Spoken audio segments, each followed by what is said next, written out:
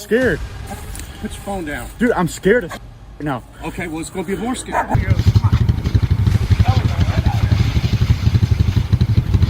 Why is my stuff all over the place? What the hell? Wait.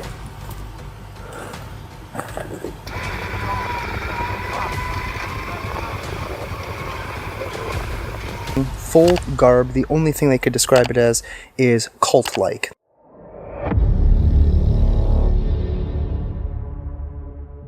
Some encounters feel wrong before you even understand why. A solo investigator hears human-like whistling deep in a forest where his camp has been disturbed, while another receives direct warnings through a spirit box on a hillside tied to dark history. As the signs build, would you stay and keep investigating or leave before it's too late? On a late night in 2025, a paranormal investigator returned to a place he had labeled the Satanic Cult Ritual Forest. The creator behind the channel, Exploring with Angelo, had built his reputation on solo overnight explorations of abandoned locations, haunted woods, and sites connected to unexplained activity. This forest had drawn him back before, and it was pulling him in once again. He had stayed away for 2 months, but reports from local residents describing robed figures and animal sacrifices brought him back. It was 11 at night when he entered the trees. He was alone. What he didn't realize was that someone or something might already be there. What's up, guys? We are back at what we've been calling the Satanic Cult Ritual Forest for a very specific reason. We genuinely believe that there is a cult coming out to these woods. This place is also extremely haunted, and I plan on coming back in here and camping out for the entire night. Basically, I actually know one of the neighbors, and they will not come on camera. They are just so afraid of these freaking people that they've seen on multiple different occasions coming in here in very weird clothing, full garb. The only thing they could describe it as is cult-like. They found animal sacrifices. I have found weird stuff out here as well and had so many weird occurrences. We're gonna go deep in there again and see if we can capture anything paranormal on camera. As he moved deeper into the forest, the surroundings seemed to push back. He heard movement in the darkness around him and felt a constant sense that something was watching from behind. That was creepy. I heard something back there, but it also kind of felt almost as if like someone was behind me for a second there. Hello? Okay, whatever. It is a very pleasant night, actually. Not too hot, which is good. Less humidity means less bugs. He continued through the insects and mud until he reached a sheltered clearing that was suitable for setting up camp. This actually looks like a pretty decent little nook. Let's kind of clean up the ground a little bit. In a few moments, now that I've stopped, I'm kind of noticing how bad the bugs are. So basically, I want to clear this so that way we can actually put the tent here. I guess we'll have a little fire here, I suppose, or maybe even on that side. I swear I just heard whistling again. Like, it legit, like, sounds like human whistling almost. Kind of sounded like it came from that direction, but it could just be an owl or some birds or something, I don't know. He turned on his spirit box to test whether the forest would reveal anything about the presence he felt. The device produced a name Sean followed by a reference to the 1700s. Sean. Well, we got the name Sean. Who's Sean?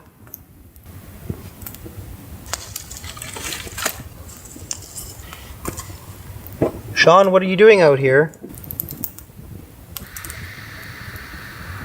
Okay, I swear I just heard that again. It sounded closer this time. What?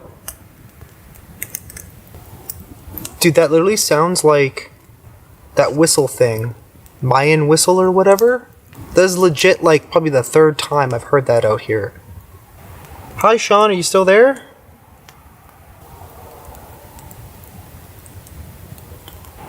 Follow is right. Like that way? What's down that way? Just trees. Spirits walk.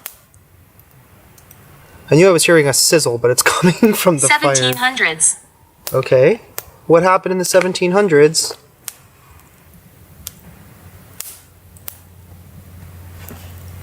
Brown. Okay, something's back there. God protects this place. Oh, shit. What the hell was that? Visit. Who's visiting? 1. Okay, that sounded like something was like right next to me. Then a sound tore through the forest without warning. It was a harsh, chilling shriek resembling an Aztec death whistle. The source seemed to be only a few feet away.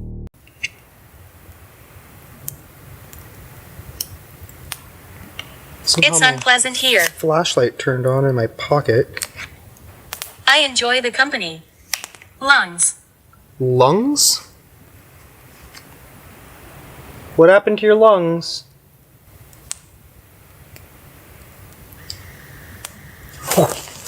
Shush, listen. Yeah, no kidding. That was the Aztec death whistle. That's what it's called, not the Mayan. I called it the Mayan whistle. That was literally right there. That was so close. When he returned to his campsite, something had changed.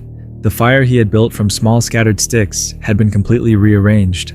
Larger pieces of wood were now placed over the embers in a deliberate cross pattern. Why is my stuff all over the place? What the hell? Wait. I didn't do that. I left literally just a bunch of small sticks in there.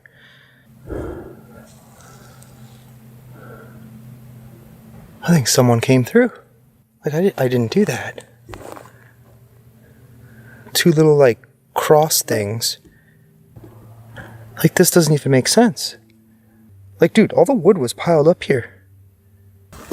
I don't know what the hell happened here. Somebody clearly came through. They must have. And they messed up the campfire. Well, they didn't mess it up, but... Like, I did not put this cross here like this. I was trying to avoid using big chunks of wood. Someone had been there. Despite the clear sign that another presence was nearby, he chose to remain. He climbed into his tent, kept a hatchet close, and managed to drift into a light sleep. It didn't last. Jesus! What the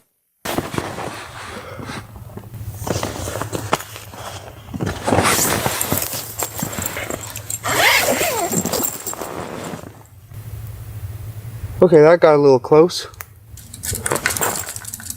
What was that? What is that?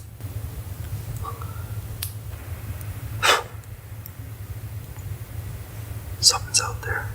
He suddenly woke up and rushed out of his sleeping bag, quickly putting on his shoes.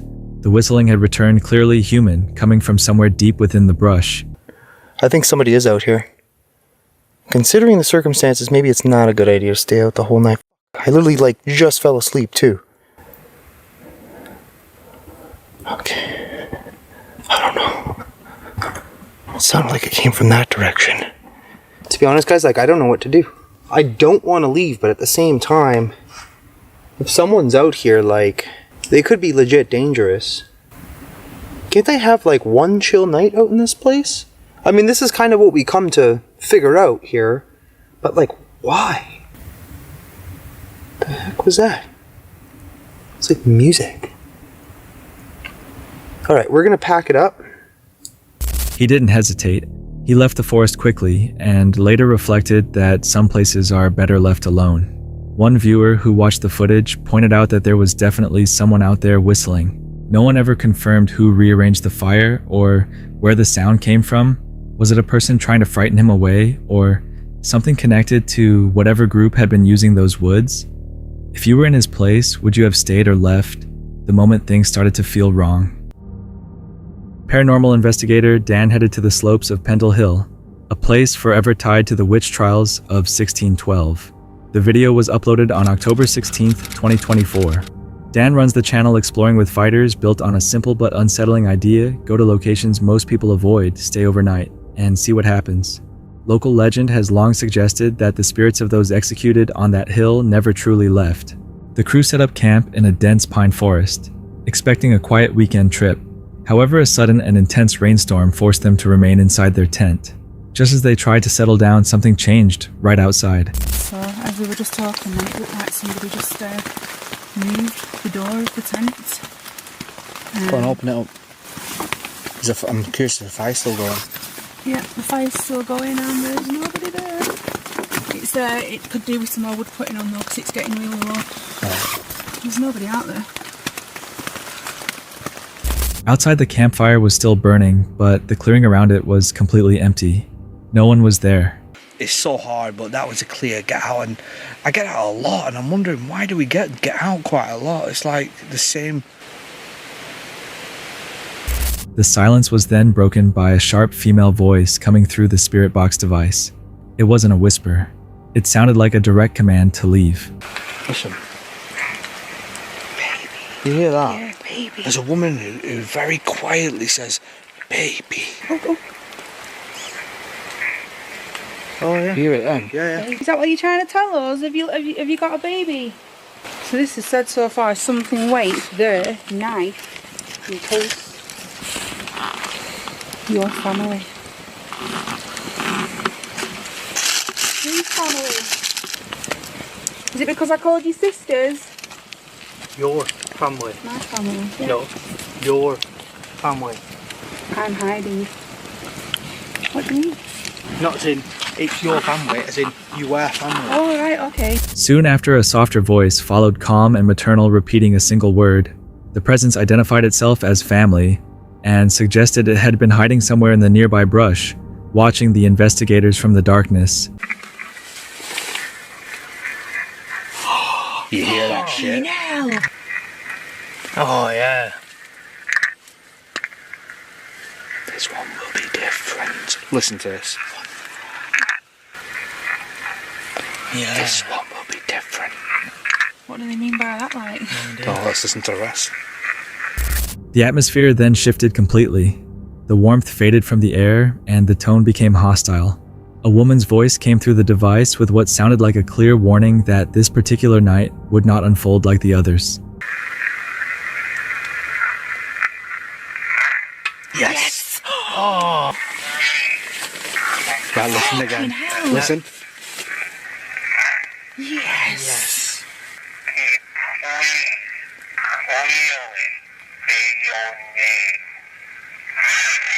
Alice! Oh my god! I'm pretty sure it goes, Alice! Alice! Listen, Alice. listen. Oh! When Dan mentioned the historical arrest connected to Malkin Tower, the device reacted strongly. A frantic confirmation came through, followed by repeated signals urging attention. Dan's body temperature noticeably dropped as the interaction continued. My guys. That RAM pod's going off outside.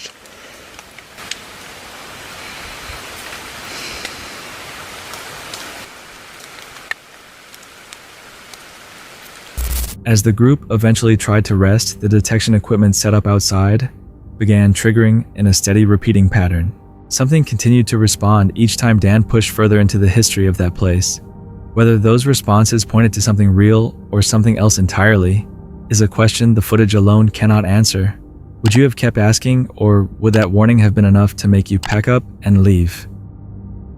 During the 2026 blizzard that swept across North America highways became hazardous stretches where vehicles lost control and spun out, sliding uncontrollably across icy pavement with no way to stop.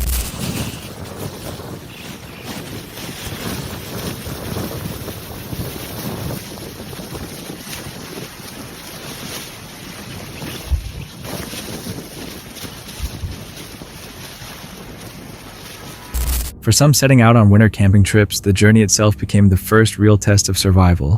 One driver was stuck for more than 45 minutes, struggling to free their vehicle from solid ice. When the roads turn this dangerous, do you choose to stay home or still head out into the cold? The YouTube channel Chance and Harley Trippin' in Love is known for sharing travel journeys, outdoor experiences, and camping trips, capturing both the highlights and challenges of life on the road and in nature. But in February 2026, the challenge happened at home in Tennessee. Instead of preparing for a camping trip, they went through more than 30 hours without electricity, maintaining a fire and relying on food that didn't require cooking to get through the cold. It's gotten dark and we have the fire going, but no light still. We've been out of electricity since, and it hasn't came on at all. We've been living off sandwiches, Reese's, hot dogs, peanut butter sandwiches, crackers. But got this trusty radio with the cool light. And yeah, we're gonna hunker down tonight and make it through the night. And hopefully, if it doesn't come back on tonight, hopefully it'll be on tomorrow. What you doing? I'm gonna attempt to cook some pizza rolls. Over an open flame. It's a reminder that preparation isn't only for camping. Backup plans and basic survival skills are important in everyday life as well. If something unexpected happened where you live, would you be prepared? In this footage uploaded on March 17th, 2021 by the channel Outside the Doorstep, within moments 2 vehicles dropped beneath the surface. It wasn't due to speed or careless driving, but simply because late season ice gives no clear warning before it breaks. The ice fishing trip took place during the most dangerous time of year. The surface had weakened without visible signs, suddenly pulling the vehicles into the freezing water below.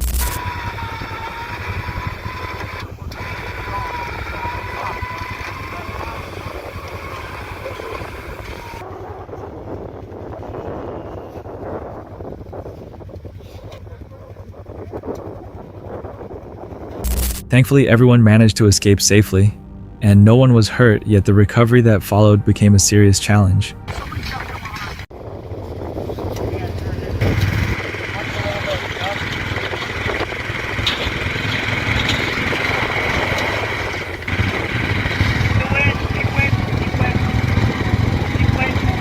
What seemed manageable from a distance quickly turned risky up close. The ice continued to crack, and the rescue team had to move with extreme care, spreading out and maintaining distance from one another. No one could remain in one spot for long because the ice beneath them was constantly shifting and adjusting.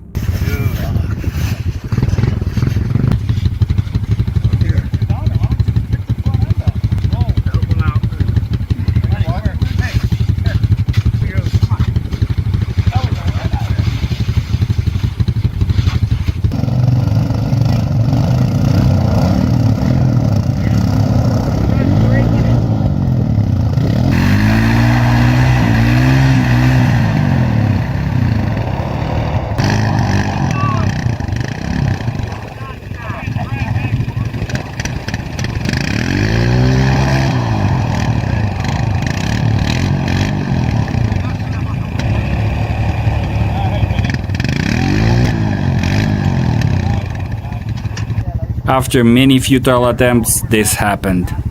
He is trying to recover this quad bike.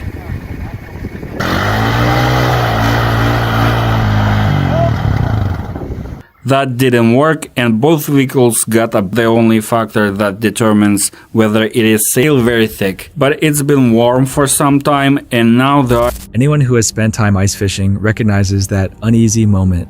The instant water starts to seep through the surface, every movement has to be reconsidered carefully. Incidents like this remind us that danger does not always appear dramatic before it strikes. Sometimes everything seems calm, right, until the moment it isn't. If you were out there on that ice watching small cracks form beneath your feet, would you trust the surface to hold or decide it's time to step away? In November 2022, a bow hunter from Michigan named Brendan Fitzpatrick was alone inside his hunting blind, waiting quietly for deer movement when the silence was suddenly broken by a voice he didn't recognize. When Brendan looked outside, he found himself staring down an unfamiliar man, aiming an AR-style rifle directly at him. Brendan attempted to calmly explain that he was legally hunting the area, but the man grew increasingly aggressive, refusing to listen and escalating the confrontation. Out there right now. All right. But I just want to show you kind of why we're here. I mean, we pay good money to hunt this property. We've been hunting it for years. No, you ain't been moving for years. I've been here 8 years. Do you live on this property right here? Sir, you're not listening to me. I'm not. I just want to talk to you. I'm sorry. He repeatedly demanded that Brendan put his phone down and issued statements that came across as direct threats, while Brendan did everything possible to remain compliant. Put your phone down. You have an AR in front of me. I'm scared. Put your phone down. Dude, I'm scared as now. Okay, well, it's going to be more scary. Put your phone down. Are you attacking me? No, sir. I'm hunting. I'm hunting with... Drop your phone. Oh my God. Sir, I'm bow hunting. I don't have any guns on me. I know that. And non-confrontational. The man continued accusing him of wrongdoing, ordering him to leave, and brandishing both his weapon and an aggressive dog, as intimidation tactics. Despite Brendan explaining that the land was legally leased for bow hunting by his family, something they had done for years, the man rejected every explanation and refused to even identify himself, signaling he had no interest in resolving the situation peacefully. What made the encounter especially disturbing was the man referencing Chai Vang, a mass shooter responsible for killing members of a hunting party in 2004, which Brendan interpreted as a clear warning of what could happen if he didn't comply. Brendan eventually managed to de-escalate the situation and leave unharmed, but later attempts to press charges went nowhere, with police stating there was insufficient evidence. The incident didn't end there. On November 25th, 2023, Brendan's brother encountered the same individual while hunting nearby, despite deliberately setting up more than 150 yards away from the original site. This time the man reportedly opened fire without warning, though none of the shots struck him and he escaped safely. Once again, no charges were filed, fueling online speculation that the man may have local connections shielding him from consequences. While no one was physically injured, the case raises serious questions about accountability, rural enforcement, and whether these encounters were the result of unchecked aggression or something far more troubling. What do you think should have happened differently to prevent this from escalating even further? That's it for tonight. Which moment creep? Drop it in the comments. Have your own story, share it with us, and stay tuned. The next one is even darker.